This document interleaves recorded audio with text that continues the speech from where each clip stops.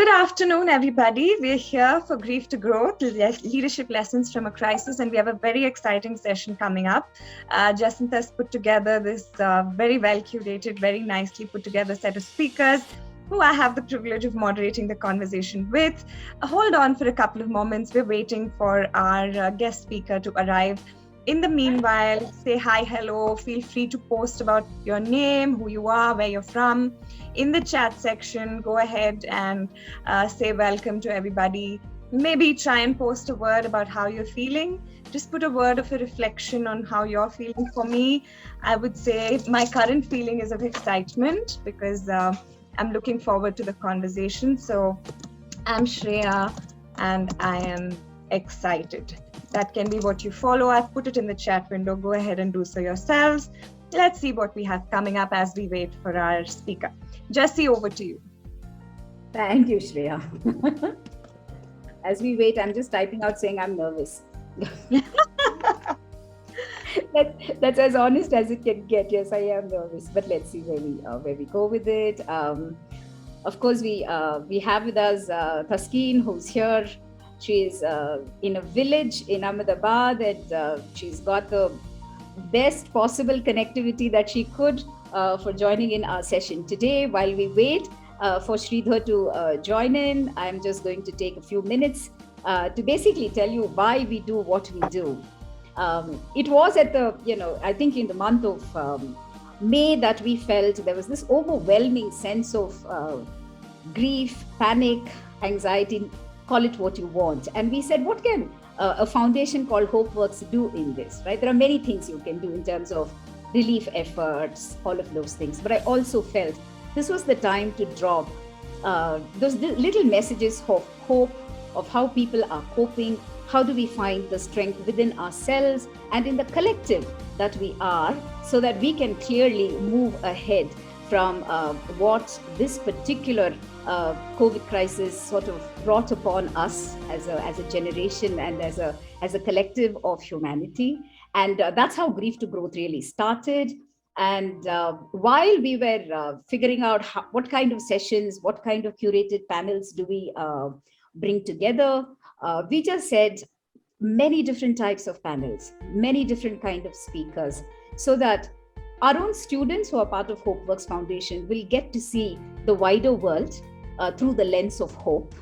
But also everyone, you could be a working professional, you could be a homemaker, you could be anyone. All of us needed the dose of hope, and it was in that perspective that we decided to hold the once a month episode called Grief to Growth. While we grieve, we also focus on the growth element from here on. And on that note, we've done 4 episodes so far. The first one was really how do you make our workplaces, irrespective of which workplace, safe for expressions of grief, because there was large-scale grief at workplace, which was pretty unprecedented. The second we did was really to help those who had actually experienced bereavement and really tell them where you begin to rebuild your life and that of your family. And this was aimed at just about anybody.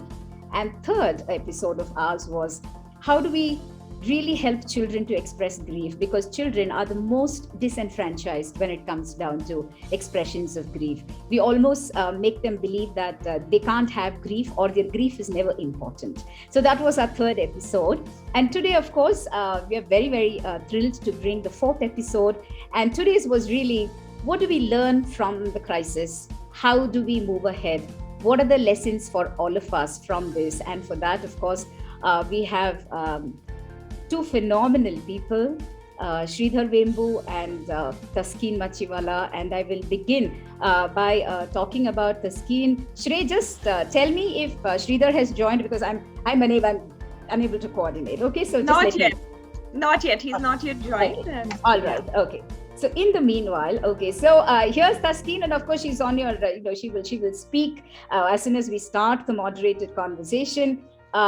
She works with small and marginal farmers, and needless to say, right now she's sitting in a village in Ahmedabad. And what struck me about Taskeen last year, and I remember I met her on WhatsApp, of course, was me relentlessly following up with her for something for which we had given a proposal. And I was informed by the hospital that she actually came and walked the wards in this particular hospital, and I was very impressed. I thought, when you come, you do a donation or a grant and then sort of watch it from the sidelines. But here was a person who, at I think at a time when everybody thought it's tremendously risky and knew it was tremendously risky, walked into a hospital ICU. And we, of course, briefly met after that and said a hello to each other. And, yesterday when I spoke to her, I said, the reason why we wanted you was not just the donor perspective, but the fact that you walk and work in villages, in rural areas where our healthcare systems are not great. And yet, what are the lessons of leadership and hope that you can bring us from there, which will be important for us to learn and take forward from here? And of course, we are waiting for Sridhar, and as soon as Sridhar joins in, of course, I'll do his introduction. But in the meanwhile, this is Shreya. She wanted to reduce the size of the picture. We couldn't do because it was too late a request that came in for us. Shreya, of course, is a very dear friend, someone I have collaborated with on many, many, many projects, a champion of HopeWorks Foundation, and of course, a very, very smart, bright, humane person who heads marketing and communication at Aeon. And Shreya, maybe you want to start with a conversation with Taskeen, even as we await Sridhar to come. In the meanwhile, the audience today, Taskeen, for you to know, is going to be some of our students who got a scholarship, and we bring the wider world experience for them so that they get to meet a lot of people whom they otherwise may not be able to meet, especially people like you. So your audience is going to be a mixed bag of students, professionals, homemakers, everything that represents the country we live in and the times that we live in. Over to you, Shreya. You're on mute. Yeah. I just realized that. Thank you so much, Jessie. It's always a pleasure to be part of anything that HopeWorks does, and I completely believe in actually our dreams have coincided on so many levels and at so many points that I feel like I'm always involved in the beautiful work that you do as an extension. Taskeen, I'm going to come to you in a moment. Let me just tell you all what our audience is feeling today. Brunda says she's looking forward. Noella says she's also looking forward. Harshita says, I'm curious. Kajal and I am so glad we have the guest we do today. I'm Bhavna and I'm glad I'm a part of this. Tara Chako is saying, I'm waiting with anticipation and happy to be a part of this. Zina Rathod, and I'm warm-hearted to be a part of this session. And Dolly says, I'm attending for the first time and I'm glad to be a part of the session that deals with such a delicate issue. Looking forward to hearing thoughts of our eminent speakers and personalities. Thank you. And Chitra says she's waiting and curious. With that, let me get straight into the conversation, Taskeen.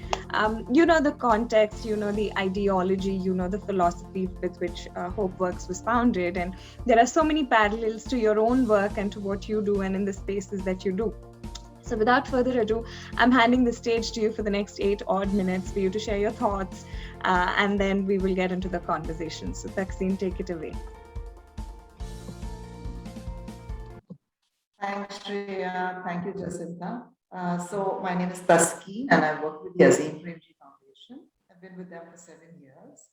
And what has always struck me about the foundation is the kind of leading from the front that Mr. Azim Premji provides. So even before COVID hit, he was very keen on visiting all our partners, sometimes 2 to 3 in over 2 days or 3 days or a day. And I think he brought that same quality of leading from the front when COVID hit. So initially, when COVID hit, we all heard about the migrant workers, the crisis they were going through, because suddenly when you have 600 cases and the country suddenly has announced a lockdown, people have no means of getting home, no means of, providing for their families back home, because a lot of the migrant workers, in case you're aware, tend to be small and marginal farmers of the country. So they typically tend to return after Holi or in May back to their farmlands with some remittances or savings, which they then invest into agriculture. So So suddenly they were stranded in the cities without having the capacity to send money home. And it was a humanitarian crisis at that point in the first wave during the lockdown, more than a health crisis. And Azim Premji and the Azim Premji Foundation, being what it is, immediately thought that, okay, we have our work chalked out for us. We have the philanthropy that does grant making. We have the education team that works, the Azim Premji Foundation field teams. We have the university. And we could have continued with business as usual, but we decided that it was time to pause and actually understand the humanitarian crisis that is confronting the families today and then take action on it. So that's what we decided to do. And really, we started with humanitarian efforts. And the main thing we did was providing ration kits. We also realized that there is sort of two kinds of crisis. One is the humanitarian crisis that is unfolding, the other is the health crisis that is unfolding. And if we really wish to make a difference in the lives of the people, we need to work on both fronts because all kinds of simulation models were anticipating that there were huge deaths, huge hospitalization. So apart from the humanitarian front, we also started looking at what is there in our own backyard. So Bangalore is our backyard, so to say. And we started looking at what is it that we can do in Bangalore. And we had no intention of taking over what the government is doing. The government's responsibility is public health, managing a public health crisis like a pandemic. But how can we play a supportive or a facilitative role? And that's what we really started looking at. So and none of us had a health background. So that's kind of interesting. So humanitarian work, some of us may have done in our earlier avatars, but nobody really in the team had a health background. And when the word was put out by the leadership team, within days or weeks, we had 50 to 60 people from the foundation, including the university, the field teams of education, as well as the philanthropy, getting together in virtual meetings and trying to chalk out what is the need as they understand it from their partners, from their ground level experience, and bringing it to these virtual meetings to say, okay, this is where we think we need to put our attention or focus.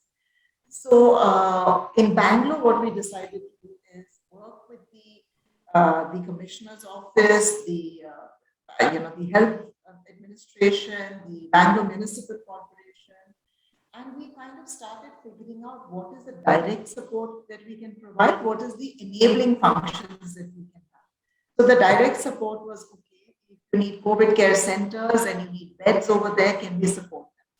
Taskeen? Yeah, Jacinta, yes. Your voice is on and off. There are a lot of them writing in. So I think maybe it has to do with, the phone but if you could be closer to your laptop, probably, I think it will be definitely more consistently audible. Sorry to have interrupted you. And on that note, Sridhar, welcome too. And, Taskeen, you can continue, but just ensure that we can hear you. Yeah. So we realized that COVID care centers need support. Apart from the government, we also realized that there are a lot of private, non-profit organizations, charitable trusts that are doing a lot of work on COVID. And how can we support them? So there were organizations in Bangalore like Mercy Mission, Hasirul Bella, there was Action Aid. There were a whole lot of them that were doing work. There were what we call public spirited hospitals, which may be faith-based or otherwise, but were actually doing very active work in the forefront of providing COVID care, COVID ICU. And we realized that these are equally in need of support. Okay? So that was one bit of work that we did, which was on the healthcare front.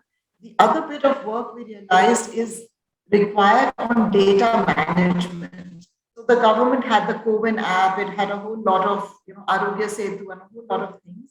But how do we actually track data live, real time, so that, because in the early months, even within the foundation, we were unable to find hospital beds for staff members, family members. And there were a couple of deaths which really made us feel so helpless. And we thought data and trying to keep that information on hospital beds live is a very critical part of providing life-saving services. So that's something that we got involved in. We realized that areas like DJ Halli or the Tannery Road area, where there is a large population living in informal settlements, they don't have access to RT-PCR testing or any of those things. How do we make those services available to them? Again, through a public spirited hospital. So there we had partnered with Bangalore Baptist Hospital because they had an outreach clinic over there. So we realized that we can't do this on our own. We need to be a support, and we need to identify like-minded partners who are aligned with our mission and our objectives. So we were very interested in the aspect of inclusion. We were interested in the aspect of equity, which is why we went to areas which were hard to reach, underserved, like the DJ Haldi area, and decided to do work there. We also decided that there is a lot of work that needs to be done on communications, setting up helplines, because people are grieving, they are desperate, looking for a bed, looking for doctor's advice. So we supported nonprofit organizations to provide these kinds of helplines, to coordinate between public hospitals and patients who are coming looking for beds and charitable hospitals. So we did a lot of these kinds of things. And then we realized that, okay, we've learned something from here. Now can we extend it to the rural areas? So the rural areas, again, which were very remote Adivasi areas where the particularly vulnerable tribal groups live. And we kind of started thinking about who are the organizations working there. So again, here we contacted some of the faith-based organizations and their networks like, the Christian Medical Association of India, the Catholic Health Association of India, other faith-based organizations to really figure out who's working at that last mile with community. So that's another bit of work that we started supporting. And we set up a coordination with the Christian Medical College in Vellore, because we felt there's a lot to learn in terms of expert advice and inputs from them, which can inform our work. So a lot of it was about setting up, how shall I put it, finding partners and alliances where there is an alignment, and then finding experts who can guide us, not treating ourselves as the experts, and being a support in a support role to government rather than taking, say that, okay, here's what we are going to do. So just one more example I'd like to share before I hand over back to you, is that we realize that vaccination, now that vaccinations are available, that's a big thing. And the remote underserved areas, again, are going to be the last to get the vaccine. So through our partners and their collaboration with public primary health centers, can we actually ensure village vaccination camps where we support them for maybe transport, for food. But again, we were very, very clear that we are not going to take over the role of government, which is the provision of universal COVID immunization.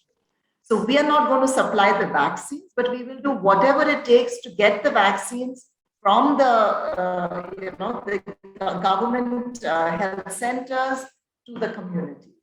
So I think on this note, I'll take a pause and then we can come back to me with questions. Thank you so much, Taskin. Jassi, I'm going to ask you and request you to introduce Sridhar so we can get into his segment. Over to you.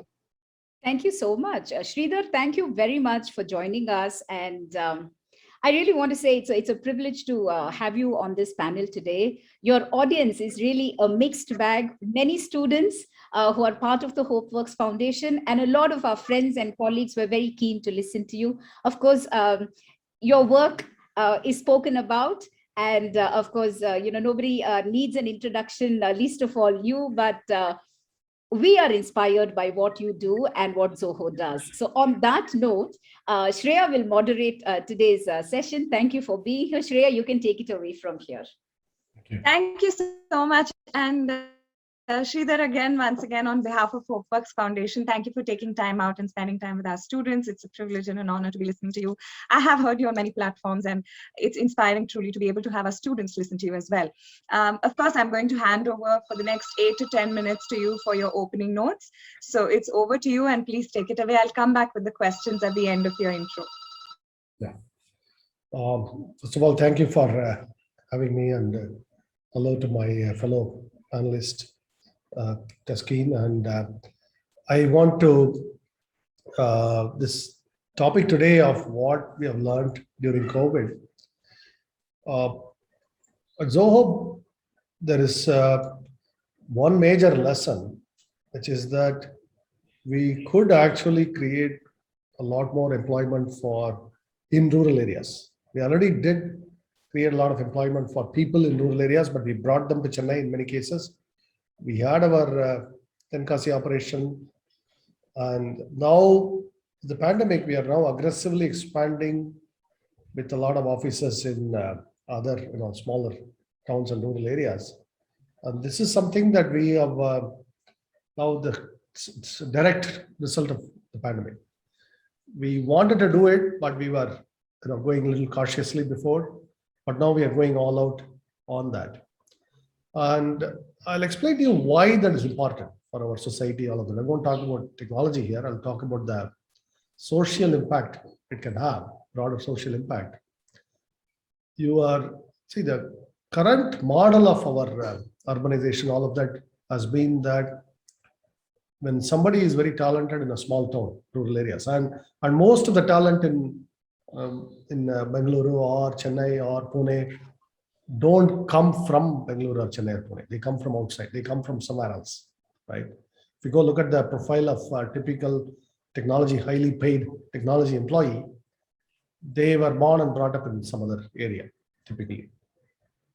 So in a sense, and I said this in Shastra University in Tanjavur about 2 or 3 years ago, where the university has become an efficient vacuum cleaner of talent, the local talent that's found in the region. It sucks the talent and then delivers it into the major cities. And this, if you visit a village level, you can see the impact of this directly, where the talent has progressively left the topsoil layer. To use an agricultural analogy, because I'm in a village, I use this type of analogy. The topsoil layer has eroded, the talent has left. The people who cannot leave, they are not in a position to leave for various reasons, are left behind. And then the society kind of spirals into more despair because of the lack of leadership. But it's the talented people who have to provide leadership to solve our own problems, whether it's a water problem locally, or whether it's infrastructure, sanitation, any of these issues.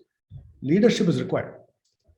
And when leadership capable people are leaving, then you are leaving a village, the village is behind, and they sink into more and more despair. And this has been, you can observe this in many, many villages, particularly in the south, because of so much migration to the big cities or abroad, in some cases abroad too. So this is something that after moving to the village, I've been aware of these problems, but after moving to the village, I saw these firsthand. I saw the problems of sort of hopelessness, despair, which also has meant that, for example, drinking has increased, and along with the problems of drinking. And there is, when lack of leadership means that there's lack of direction for a local community. Really, a young person does not know what they should be doing in their life. And that lack of purpose leads to other problems, eventually. So it is very critical that talented people in particular are stay rooted and connected in their communities and solve the local problems. That is something that I'm happy to report now we are able to do. Zoho itself, we are now able to get people to stay in their own hometowns. I'll narrate some stories. For example, we run our Zoho schools of learning, where very young, 17 or 18-year-olds join from very modest backgrounds.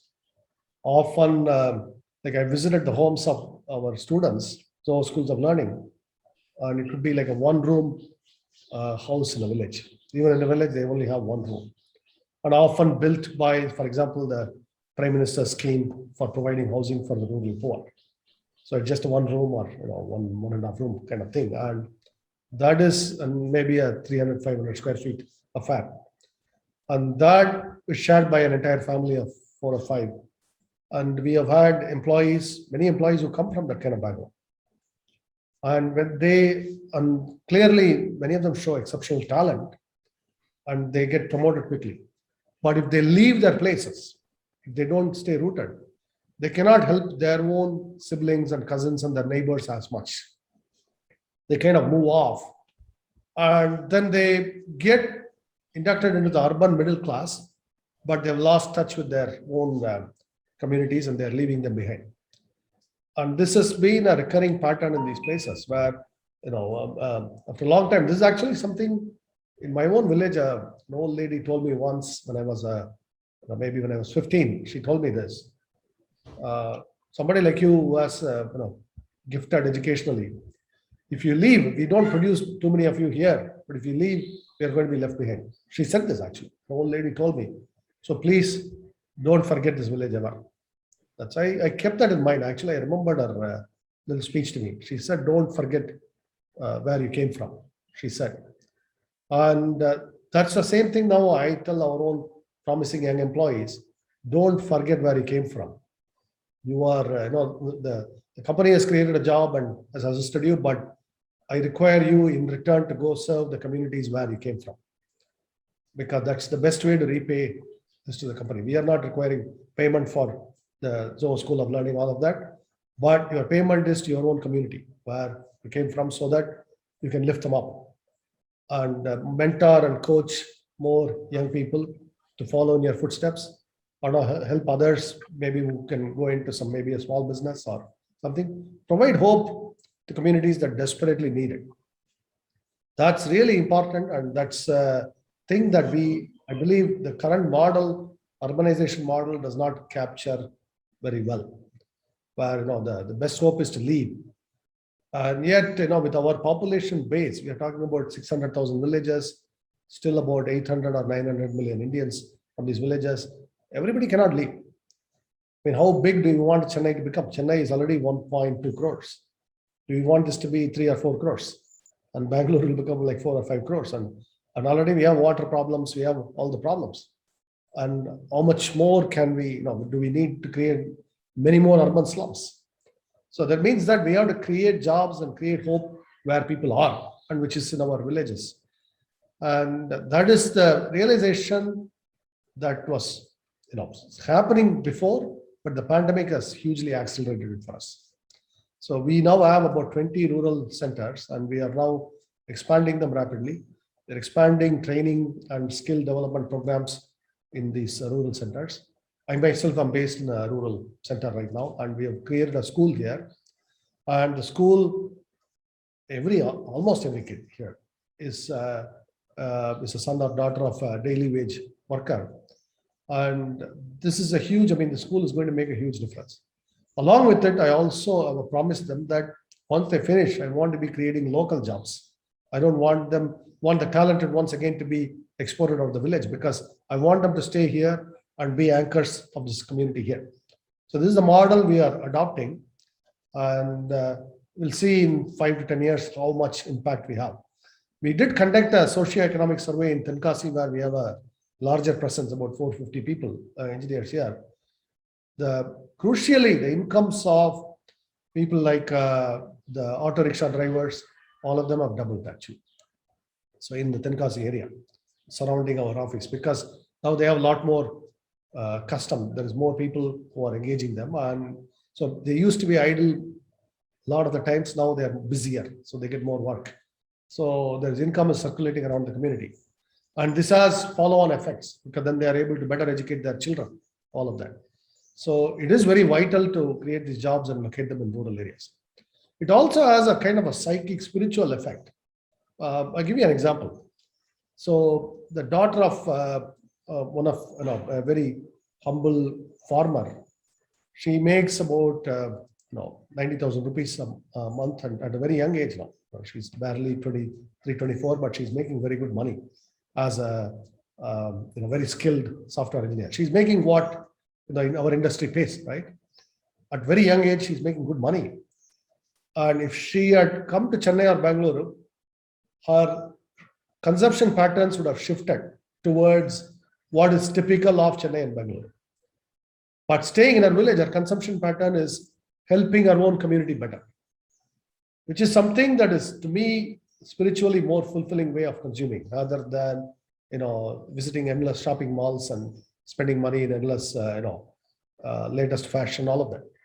We are happy to pay, but we want the money, our own employees, to be putting them to good use in spiritually fulfilling ways. This is something that I tell our own employees. If you don't come to Chennai, you'll be better off it.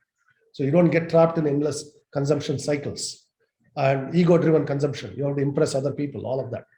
So that's why we want to create these high-paying jobs in these rural communities. So these are some of the things that we are accelerating during the pandemic.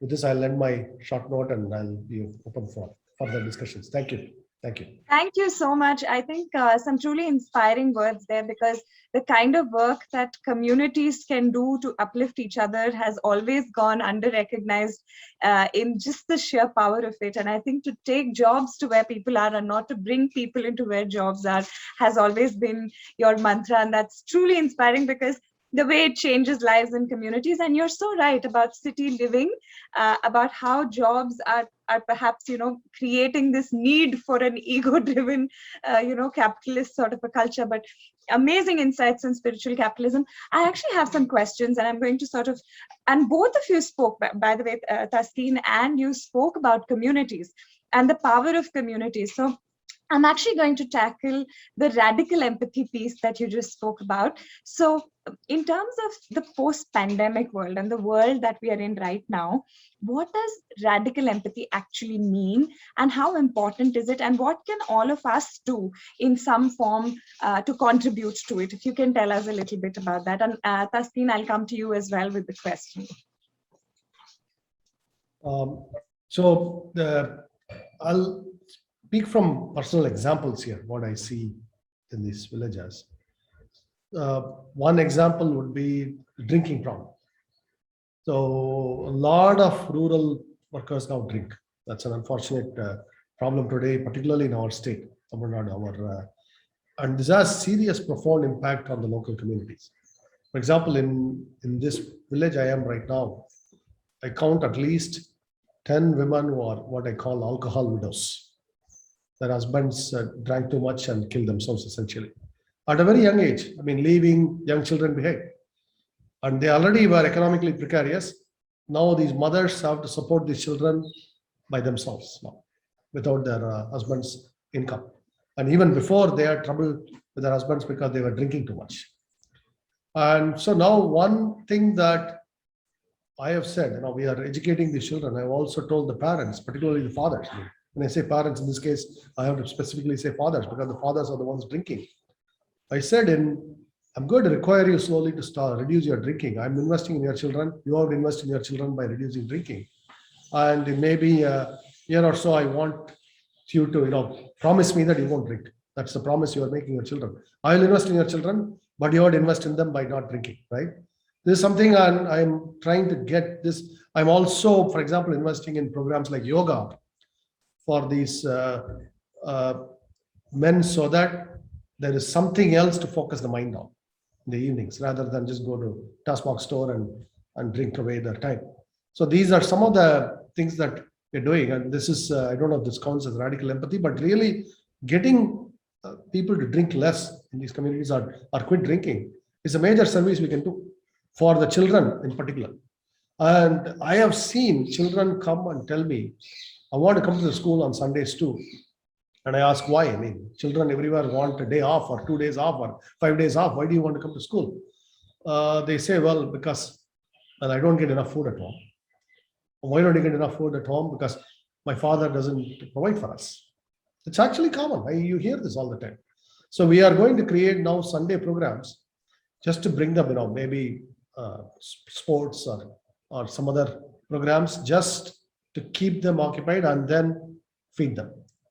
And this is something that in rural areas, urban children, middle class children want as many holidays as possible. But these rural children actually on Christmas Day and New Year's Day, they came to school because they wanted to come to school. So that's again sort of, you have to understand the circumstance they are in. That's the only way we can practice empathy. So that's how I would respond. Absolutely. I think so many learnings there.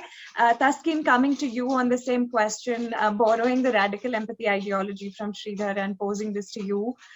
If you could tell us a little bit about your experience in the same context and post-COVID, why and how is it more important and relevant?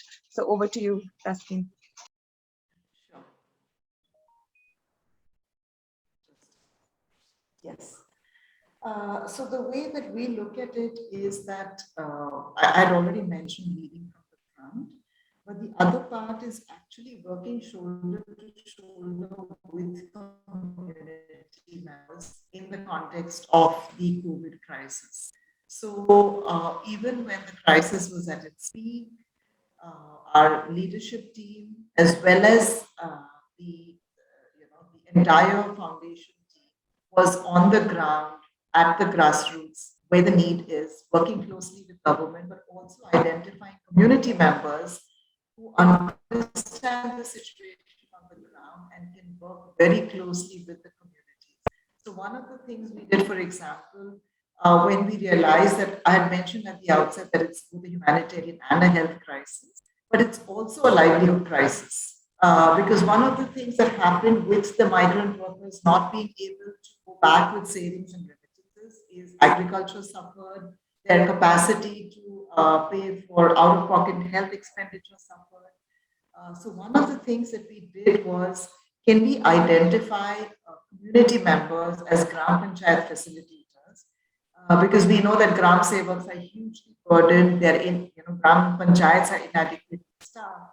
So can we have the community's access to welfare, rights and entitlements and a whole host of government schemes, but using community volunteers, community as resource persons, so that they are actually in the forefront and each one being able to help 10 others maybe, or 20 others, or 100 others. So I think that's what we understand, that we are not just like being donors, but we are also trying to inculcate the spirit of volunteerism. We are trying to ensure that people feel the need to bring about difference in their own communities. So when we did our COVID livelihood response in the rural areas, we focused on welfare. So access to rights, entitlements, like additional job day or work days through the Mahatma Gandhi National Rural Employment Guarantee Act, but also ensuring that people get what is their entitlement under the National Food Security Act through the ration shops, or food grains, or additional food grains, and holding the Gram Panchayats and their leadership and their committees accountable for the delivery of these entitlements. So I think that was really a big step. And the other was recognizing that agriculture, since although there's migration, a large part of India still resides in rural areas. And what is it that we can do in a very small way, albeit, to actually support their agricultural input cost? So whether it is seed support and or input support for 1 acre of land, or it is trying to get them different government schemes. So that's how we understood it, and not that we are doing it from the outside, but identifying grassroots volunteers who can do it with. Okay, so I'm going to now come to the next part of my question, and Sridhar, coming back to you with the lens of leadership. Is the definition and the need for leadership changing with COVID? What are your thoughts on this? And Taskin, I'll come back to you with the same question as well. So Sridhar, over to you on your thoughts on leadership and the new world that is being built today. What context of it is relevant, and what do you think needs to be done in that effect? One of the immediate challenges we have faced during the pandemic is an increasing level of, even today I had a call from a young engineer in the company saying that my work is going okay, but I just don't feel good anymore about everything because I've been stuck at home and I'm not happy, he said. But it's not about work. And he said, what can the company do? He asked me to improve the overall mood of everyone. And so there is a growing mental health issues coming from people working from home. And it's visible now, actually, after now, almost 1.5 years now on this, it's obvious that we cannot go on like this. So we have actually opened our offices, all of that. Part of what I do now, and I'm encouraging our managers to do, is simply arrange periodic sort of non-work related, even video sessions where simply just talk about stuff, converse with people and meet up in local areas. We're organizing small meetups, employees get together in various towns. These are some of the things that we are doing right now to do this.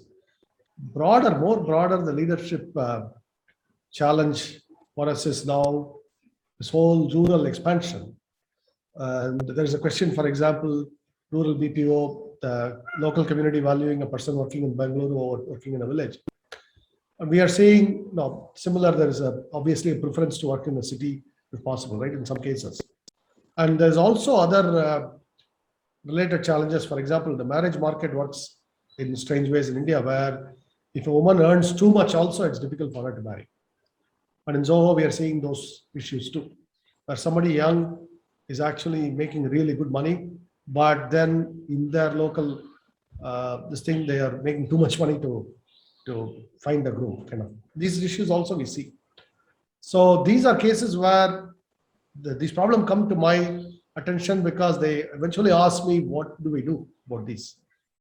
And so part of leadership is to organize. For example, there is a clamor for maybe Zoho should organize matrimonial services for people in this type of thing. No, yes, this is something that we have thought about internally to do, facilitate all these, because it's a real problem. It is a problem.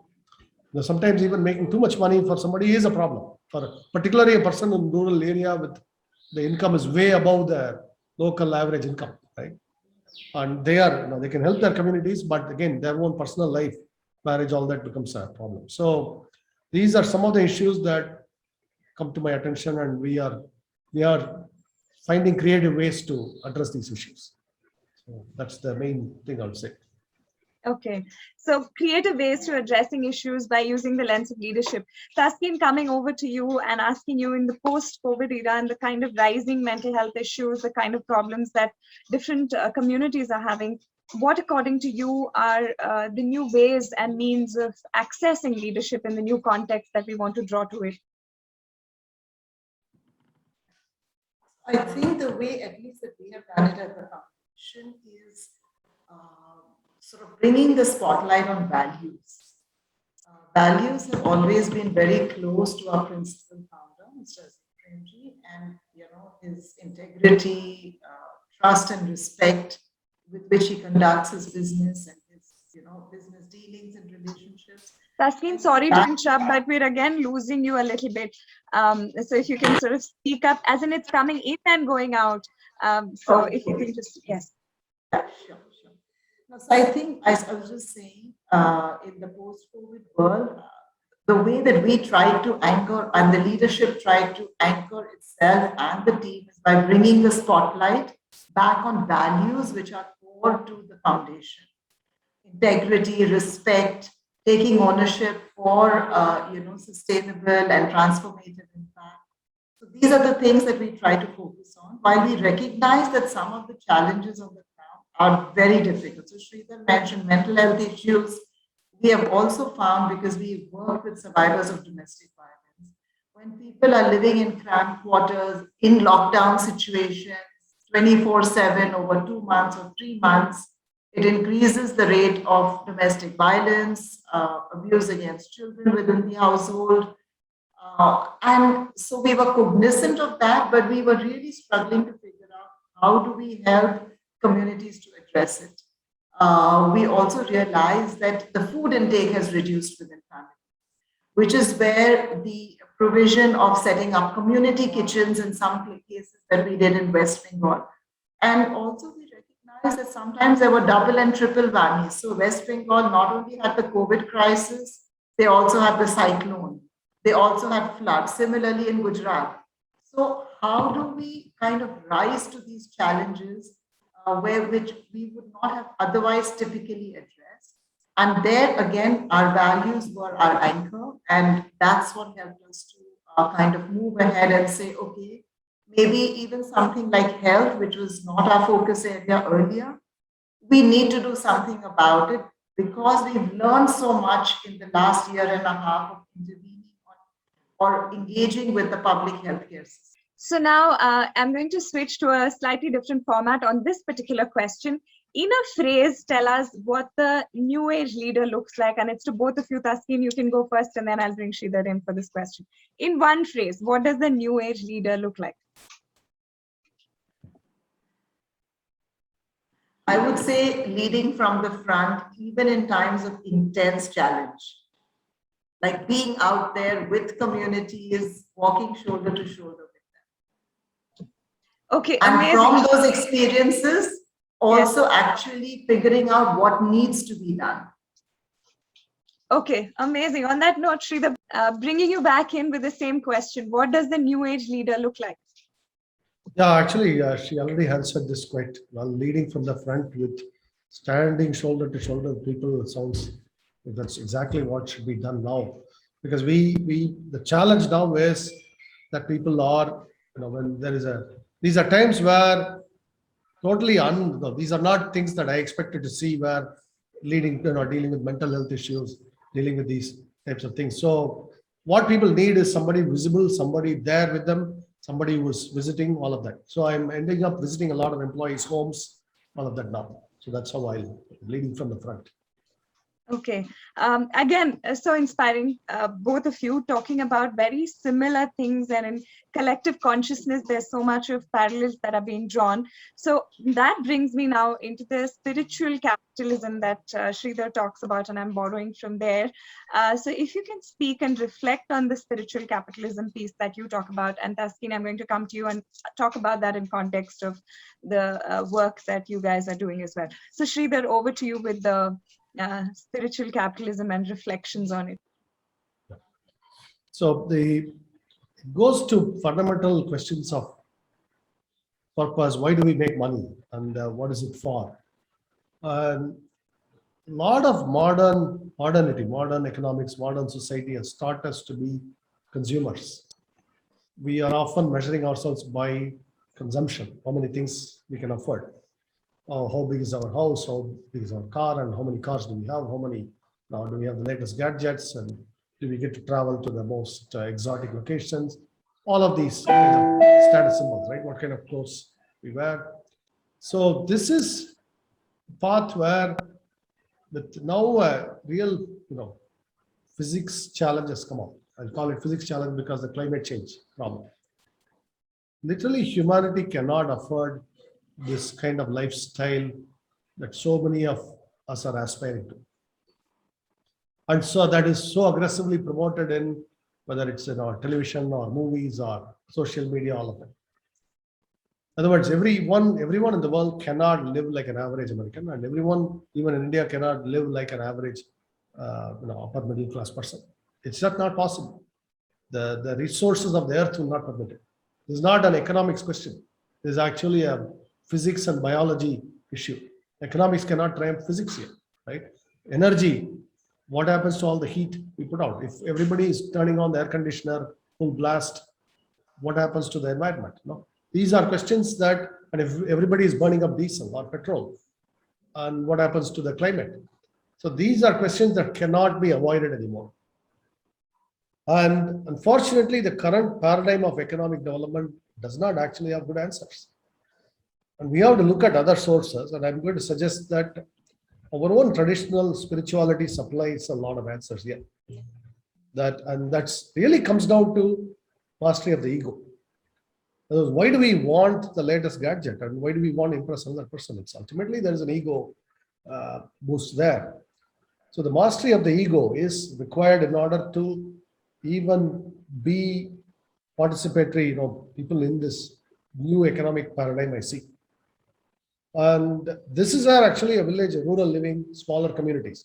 Because I also see cities are big ego traps. Because you have many more points of comparison. right? I know if I'm in a city, if I'm surrounded by neighbors who are all having the latest luxury cars from Germany or wherever, I'm going to naturally want one to just impress, right? That's just normal human motivation. But I'm here in a village, nobody cares for a latest German luxury car. They don't even know. So, and then that topic goes out the window. It's not even something you think about. What car you drive is not something you think about, right?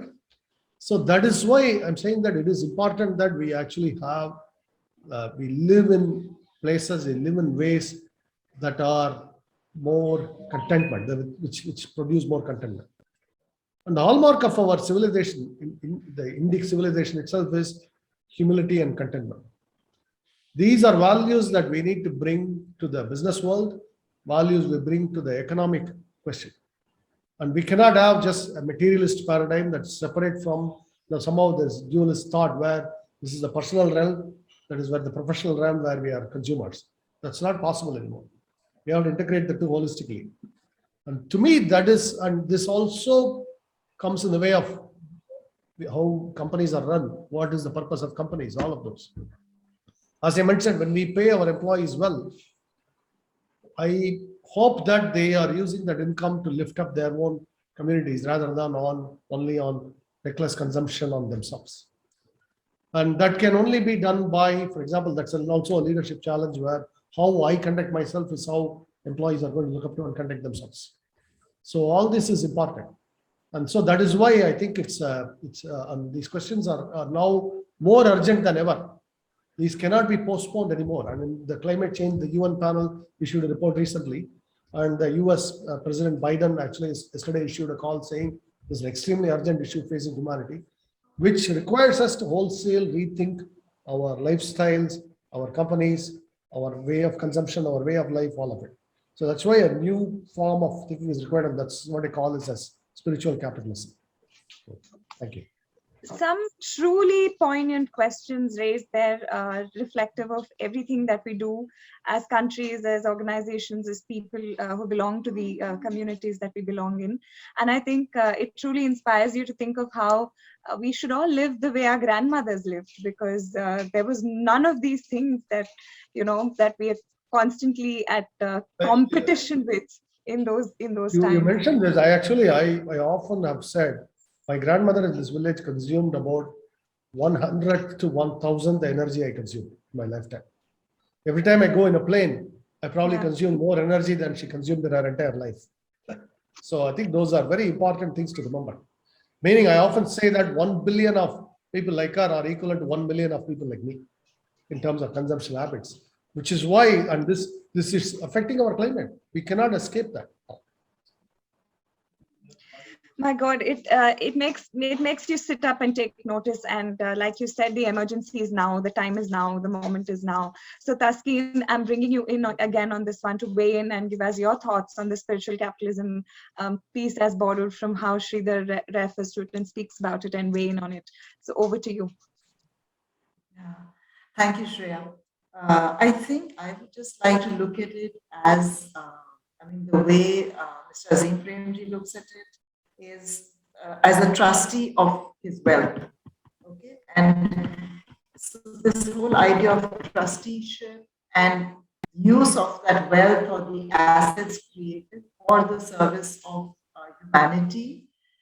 I think that's what, and that's why he's given away more than 90% of his wealth irrevocably and put it sort of in the foundation so that we can then use it for the greater common good.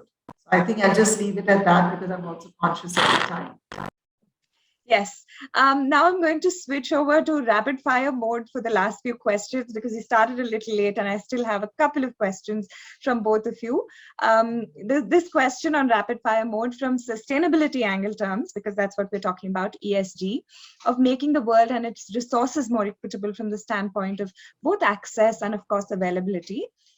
And yes, COVID has made us rethink some of the lessons you both have shared, but what are the top 3 lessons that we can take away? Taskeen, I'll start with you and then switch over to Sridhar. So just 3 words of 3 lessons that we have to take away from the times we're in. Tread lightly, take care for others, That's two I can think of top of mind. Okay, Sridhar, switch. Yeah, I mentioned contentment, humility, and I'll add gratitude. Those are three words I will. Okay, so tread lightly, contentment, humility, gratitude, all of that bringing together, I think, poignantly what we need to discuss. The last question, is there a need to rethink completely the models of education, employment, and the structures that we currently have in the post-COVID world in light of the situations we've just been discussing? Sridhar, to you, and then Taskeen, I'll come to you. I do agree that we need to rethink this, and I also would emphasize that change has to come from the bottom. This is not, I'm not a believer that we can make these policies in Delhi and then everybody will follow. That's not going to work in these things. We have to start bottom up, which is one reason I came to a village and I'm sitting here, because if you cannot even fix one village with these, I don't know how there is a hope for a nation. So I think that is how we have to start here. Yes. Starting small and the power of starting small. Taskeen, over to you on this question.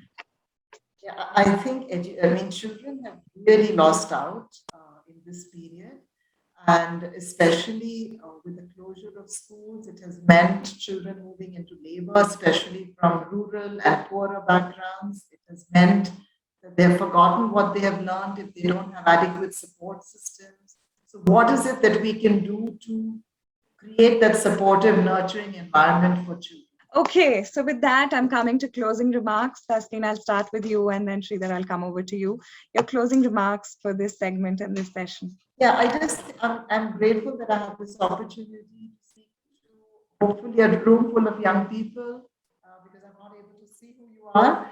But I think for each one of you, as you step out into the world, keeping that care and concern alive for others in times of distress and even when there isn't distress. I don't think that our humanity or humaneness needs to wait for a crisis or a disaster. If we can live with each other in a spirit of cooperation and collaboration and find ways to do that, knowing that relationships are often full of conflict, tension, which are exacerbated during crisis, how do you still keep those relationships alive and going? At least that's been my personal lesson and something that I've been grappling with.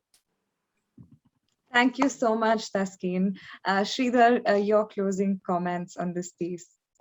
Yeah. So as I mentioned earlier in my thing, it's important now for us to rethink a lot of fundamentals, from education to healthcare to all of these. But I'll just say this for particularly people who are fortunate in their lives, and I consider myself fortunate. I have had a good life.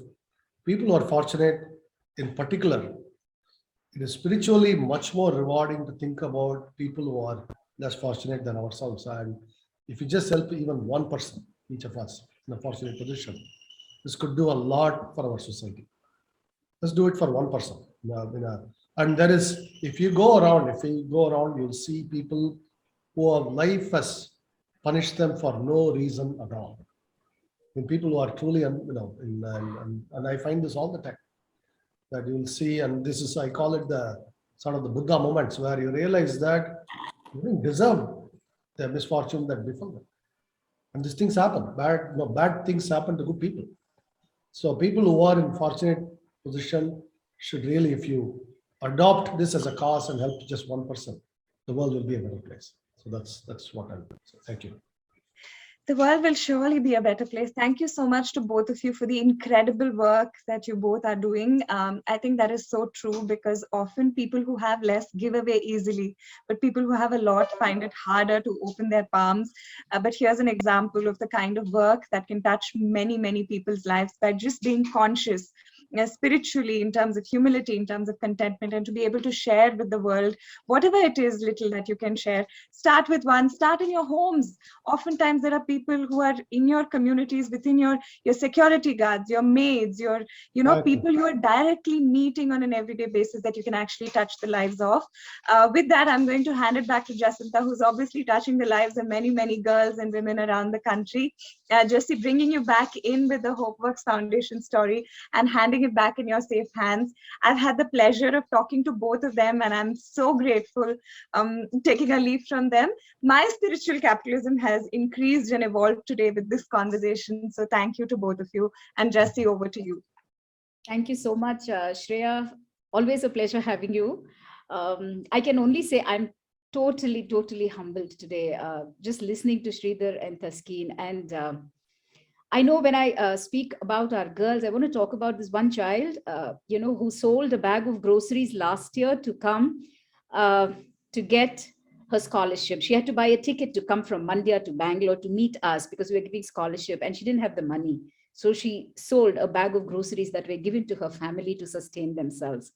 And that child lives alone in Bangalore, in a slum. There's nobody to even provide her food, though she lives in her uncle's house. And yesterday was her birthday, and she called me up and she said, can I just come home? Tomorrow is my birthday. And I know that just that sense of wanting to belong, it's not like you're doing big things. You're giving them scholarship and you're training them on Sundays. And Sridhar, we train them every Sunday. And Taskeen is also because not only does it help them, but we also get to meet them, and they want to see people who can help them see what a future can be better for themselves, how they can lean on each one of us to see what they can make of their own lives. And this is the kind of girls that HopeWorks works with in its various projects and programs. One of them is, of course, how do you widen their own perspective, get to meet people whom they otherwise will not get an opportunity, so that the whole idea of what each one of you spoke about gets embedded in their souls and makes them dream bigger, not just for themselves, but for the wider world. On that note, on behalf of my entire HopeWorks team, thank you so much, Sridhar. Thank you so much, Taskeen. I know it's not easy, Taskeen, for you. I know you've been traveling. Your phone has literally been incommunicado, but taking the time out and joining us today and inspiring our girls. I will make sure on Sunday they write out what they learned from the conversation with you and send it back to you. That's something that I owe to the two of you for the time you have spent with us. On that note, thank you very, very much. Good evening, everybody. I hope this was time well spent.